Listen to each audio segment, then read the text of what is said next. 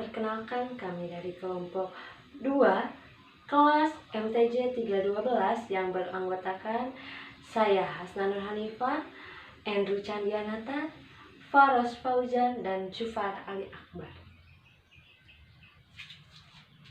Adapun maksud dan tujuan terbuatnya video kali ini yaitu untuk memenuhi salah satu tugas mata kuliah Kapita Selekta dengan dosen pengampu Ibu Penny. Selain itu, kami berharap bahwa video ini dapat dijadikan referensi sebagai sumber pembelajaran bagi yang membutuhkan. Pada kesempatan kali ini, topik yang akan kami bahas yaitu mengenai perilaku kolektif. Apa ada yang udah tahu apa itu perilaku kolektif? Atau bahkan sempat melakukannya? Atau asing mendengarnya?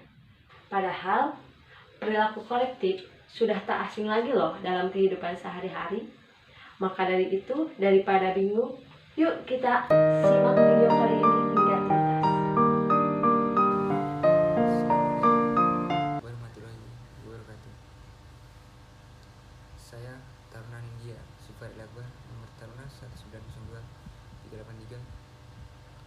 Di sini saya ingin menjelaskan apa itu yang dinamakan perilaku kolektif. Jadi, buat kalian semua yang belum mengerti apa itu perilaku kolektif, tonton video ini sampai selesai.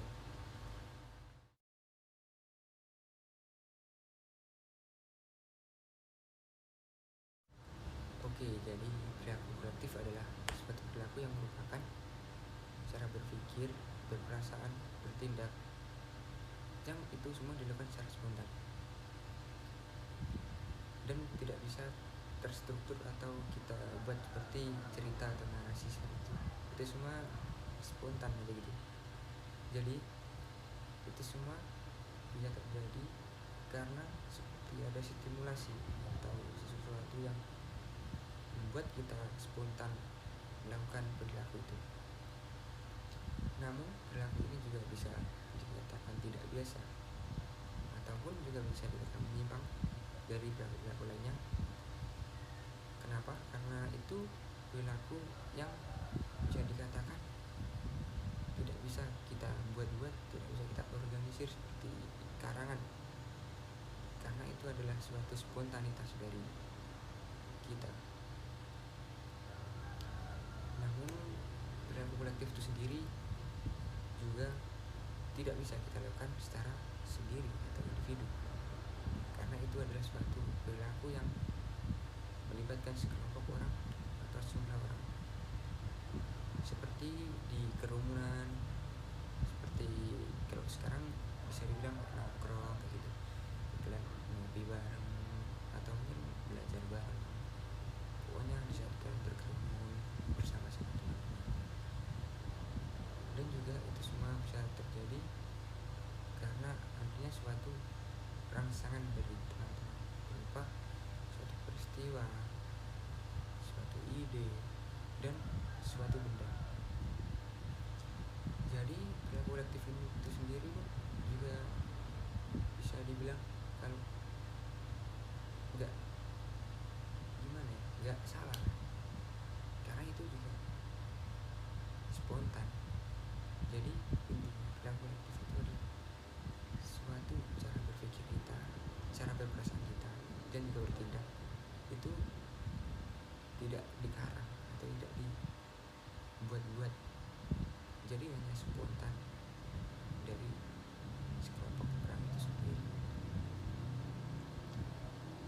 Jadi kalau kalian ingin tahu lebih lanjut tentang apa itu perilaku kolektif, sebelumnya saya akan menjelaskan dan memberitahu ciri-ciri perilaku kolektif itu sendiri.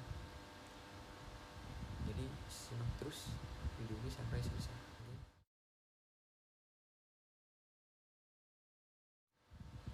Jadi di sini akan menyebutkan 3 ciri-ciri dari perilaku kolektif. 1. Perilaku kolektif itu tidak bisa kalau dilakukan sendiri, namun harus secara berkelompok, berkerumunan, dilakukan oleh suatu gerakan sosial. Yang kedua, jadi tidak bersifat rutin dan hanya insidental. Tidak bisa rutin gimana? Jadi tidak bisa kita setiap hari melakukan perilaku itu, karena itu spontan saja. Mungkin hari ini kita melakukan itu, mungkin besok kita tidak. Dan yang ketiga, karena dipacu oleh suatu rangsangan, masalah atau peristiwa, ide, dan apapun itu lainnya yang dapat memicu terjadinya perilaku kolektif itu sendiri. Jangan kalian skip dulu karena masih ada penjelasan tentang pengertian kolektif ini. Saya Fars Fauzan, Notar 1902116. Macam-macam perilaku kolektif. 1. Crowd, kerumunan. Secara deskriptif, Milgram tahun 1977 melihat crowd atau kerumunan sebagai 1. Sekelompok orang yang membentuk agregasi atau kumpulan. 2. Jumlahnya semakin lama semakin meningkat. 3. Orang-orang ini mulai membentuk suatu bentuk baru atau seperti lingkaran. 4. Memiliki distribusi diri yang bergabung pada suatu saat dan tempat tertentu dengan lingkaran yang semakin jelas. 5. Titik pusatnya permeable dan saling mendekat. Ada beberapa bentuk kerumunan yang ada dalam masyarakat. 1. Temporary crowd, atau orang yang berada pada situasi saling berdekatan di suatu tempat pada situasi sesaat. 2. Casual crowd, sekelompok orang yang berada di ujung jalan dan tidak memiliki maksud apa-apa.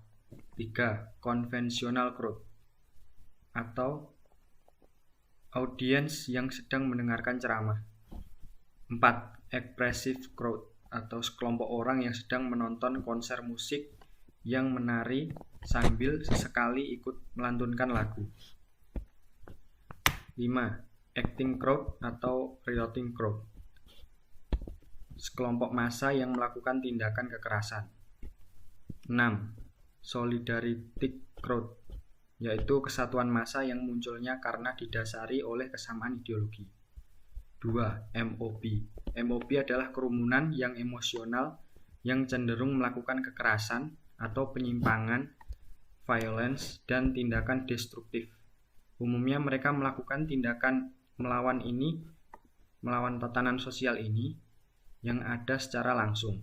Hal ini muncul karena adanya rasa ketidakpuasan, ketidakadilan, frustasi, atau adanya perasaan dicederai oleh institusi yang telah mapan atau lebih tinggi. Bila MOB ini dalam skala besar, maka bentuknya menjadi kerusuhan massa. Mereka melakukan pengerusakan fasilitas umum dan apapun yang dipandang menjadi sasaran kemarahannya. 3. Panic. Panic adalah bentuk perilaku kolektif yang tindakannya merupakan reaksi terhadap ancaman yang muncul di dalam kelompok tersebut. Biasanya berhubungan dengan kejadian-kejadian bencana atau disaster. Tindakan reaksi massa ini cenderung terjadi pada awal suatu kejadian. Dan hal ini tidak terjadi ketika mereka mulai tenang. Bentuk lebih parah dari kejadian panik ini adalah histeria massa. Pada histeria massa ini terjadi kecemasan yang berlebihan dalam masyarakat. Misalnya, munculnya tsunami atau banjir. 4.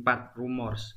Rumors adalah suatu informasi yang tidak dapat dibuktikan dan dikomunikasikan yang muncul dari suatu orang kepada orang lain atau isu sosial mengenai sesuatu hal dalam masyarakat.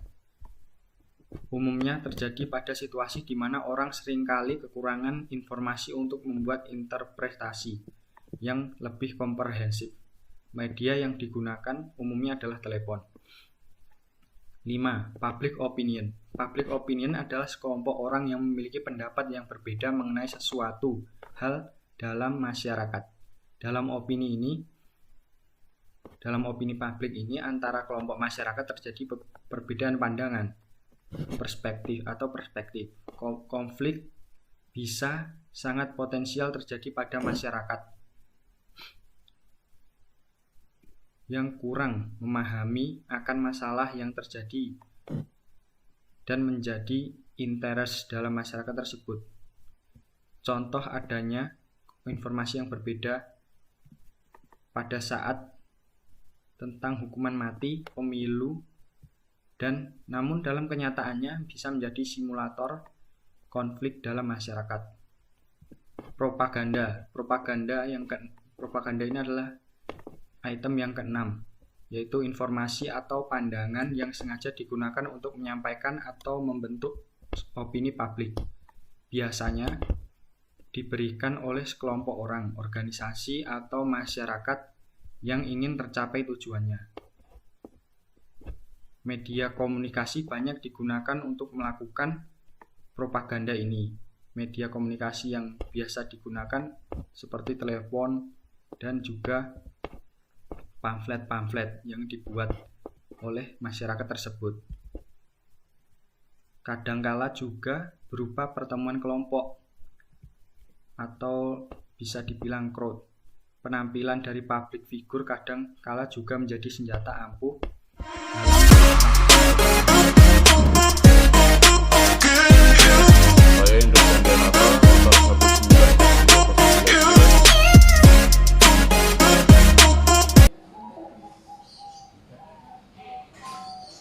Bentuk penyimpangan perilaku kolektif.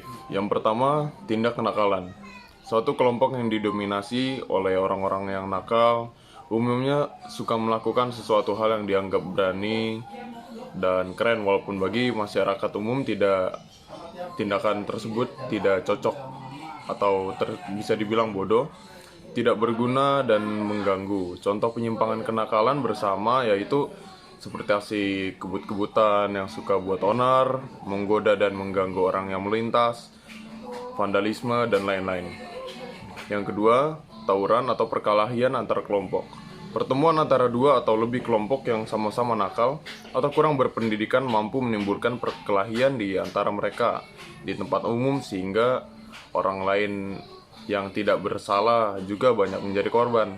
Contoh seperti tawuran anak SMA dengan anak SMK, tawuran penduduk Berlan dan Matraman, dan sebagainya.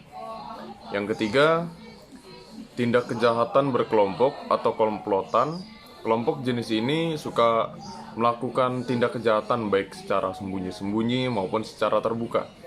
Jenis penyimpangan ini bisa bertindak sadis dalam melakukan tindak kejahatannya dengan tidak segan melukai hingga membunuh korbannya. Contohnya seperti perampok, perompak, bajing loncat, penjajah, grup koruptor, sindikat curanmor, dan lain-lain. Lalu yang keempat dan yang terakhir, penyimpangan budaya. Jenis penyimpangan ini yaitu biasanya oleh manusia yang tidak memiliki rasa toleransi terhadap sesama dan kurang mengerti akan pahamnya berbudaya. Seperti contohnya perang antar ras, suku, dan agama, dan tawuran antar desa. Jalan-jalan ke kota Padang. Di Padang membeli bawang. Jangan terlalu lama memandang, dikhawatirkan terlanjur sayang. Sekian dari kelompok kami, mohon maaf apabila ada kesalahan. Semoga materi ini dapat menjadi sumber dan inspirasi bagi kita semua. Wabillahi taufiq wal hidayah. Wassalamualaikum warahmatullahi wabarakatuh.